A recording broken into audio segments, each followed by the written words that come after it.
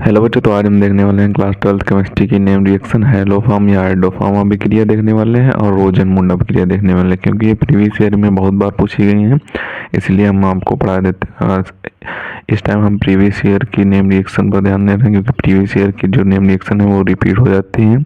और जिस किसी को सारी नेम रिएक्शन पढ़नी है तो उसके लिए हमने एक प्लेलिस्ट बना दी है, उसमें सारी नेम रिएक्शन है क्लास 12 से रिलेटेड, तो आप वो जाकर सारी नेम रिएक्शन पढ़ सकता है। अगर प्रीवियस ईयर की पढ़नी है तो प्रीवियस ईयर के हमने 6 वीडियो अपलोड कर दिए और 6 वीडियो और हैं, उनमें सारी प्रीवियस ईयर के दो या एक नेम रिएक्शन है, उन्हें आप तैयार कर तो उन्हीं में से 80 से 90% चांस है आपके एग्जाम में फंस जाएगी। तो ये जो हैलोफॉर्म या आइडोफॉर्म अभिक्रिया है 2014, 15, 16 और 20 में पूछी गई थी, तो इसे देख लेते हैं। सबसे पहले इसकी थ्योरी देखेंगे, बाद में इसकी रिएक्शन देखेंगे। तो थ्योरी में दिया हुआ है कि जब एथिल एल्कोहल या फिर एसिटाल्डिहाइड या एसीटोन, इन तीनों में से किसी एक को, ये जो तीन दिए हुए हैं इन तीनों में से किसी एक को सोडियम हाइड्रोक्साइड यानी कि NaOH के साथ गर्म किया जाता है तो हमें आइडोफॉर्म प्राप्त होता है या फिर हैलोफॉर्म प्राप्त होता है। तो अब रिएक्शन देखते हैं कि रिएक्शन में क्या दिया हुआ है। तो रिएक्शन में दिया हुआ है कि यहाँ पे एथिल एल्कोहल ले लिया गया, जैसा कि ऊपर उसमें थ्योरी में कहा गया था, एथिल एल्कोहल, एसिटाल्डिहाइड या फिर एसीटोन, तीनों में से कोई भी ले सकते हैं। तो हमने एथिल एल्कोहल ले लिया है और इसकी अभिक्रिया सोडियम हाइड्रोक्साइड के साथ कराई, गर्म किया, तो यहाँ पे आई के प्रेजेंस में भी कराई, तो यहाँ पे आइडोफॉर्म हमें प्राप्त हो जाएगा, यानी कि CsI3 प्राप्त हो जाएगा। अब इसे बैलेंस करने के लिए यहाँ पे 4I कर देंगे और 6 NaOH कर देंगे, तो ये बैलेंस हो जाएगी। और साथ में क्या प्राप्त होता है, सोडियम फॉर्मेट प्राप्त होता है तथा और 5Na 5H2O मुक्त हो जाता है। तो ये आपकी हैलोफॉर्म या फिर आइडोफॉर्म अभिक्रिया है। अगर दोनों में से कोई भी पूछी जाए तो आप यही थ्योरी लिखेंगे और ये वाली रिएक्शन लिख देंगे तो आपको नंबर मिल जाएंगे।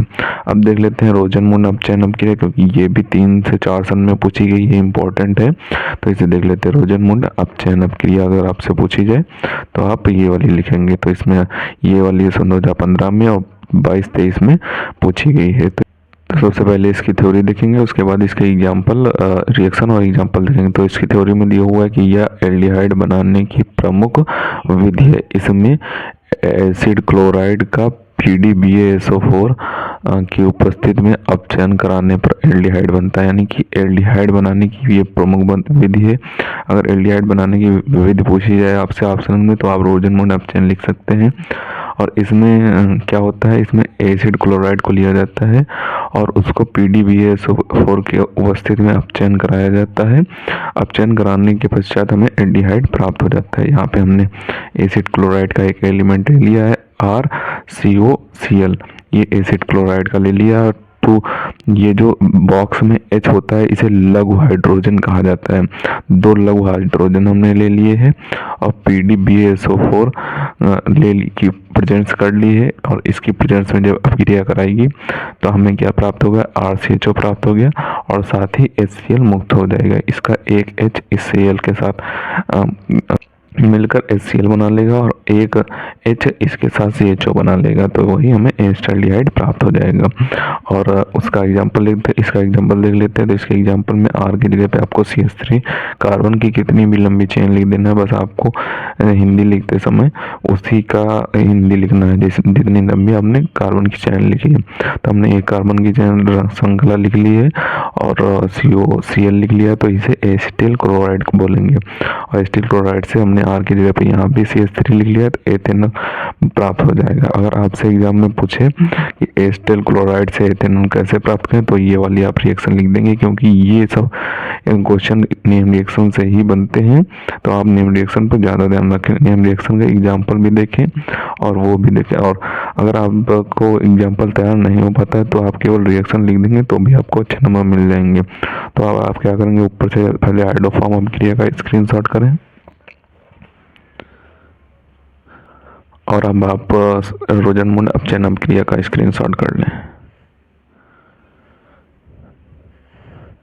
तो इन दोनों को आपको अच्छे तरीके से तैयार कर लेना है। नेम रिएक्शन सीरीज में हमने आपको पहले 6 से 7 वीडियो अपलोड कर दी है और ये 6 से 7 वीडियो और आएंगे, क्योंकि 12 से 15 आपकी नेम रिएक्शन है जो कि मोस्ट इंपॉर्टेंट है। वैसे तो 30 से 35 नेम रिएक्शन है, लेकिन 12 से 15 आपकी मोस्ट इंपॉर्टेंट नेम रिएक्शन है।